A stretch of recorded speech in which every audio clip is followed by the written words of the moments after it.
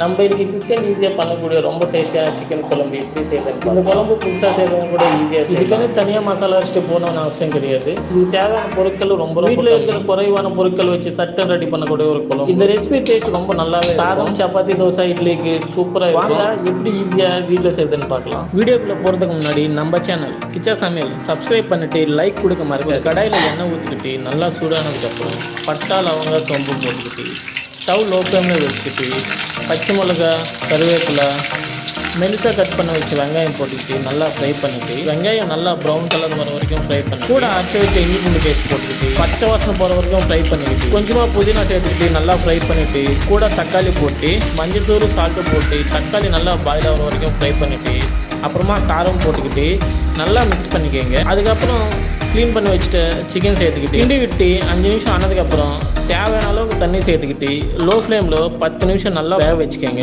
சிக்கனில் இருந்து தண்ணி நல்லாவே பிரிஞ்சு வரும். கூடவே கரம் மசாலா, சிக்கன் மசாலா சேர்த்துக்கிட்டு நல்லா கிண்டி விட்டு மீடியம் ஃப்ளேமில் மூடி போட்டு சிக்கனில் இருந்து எண்ணெய் பிரிஞ்சு வர வரைக்கும் வெயிட் பண்ணிவிட்டு டேஸ்ட் நல்லா இருக்கிறது கொத்தமல்லி சேர்த்துக்கோங்க. அவ்வளோதாங்க, பர்ஃபெக்டான சிக்கன் குழம்பு ரெடியாக இருக்கும். இது ஒரு பவுலில் சர்வ் பண்ணிக்கிட்டு நீங்கள் பிடிச்ச மாதிரி சாப்பிடுங்க.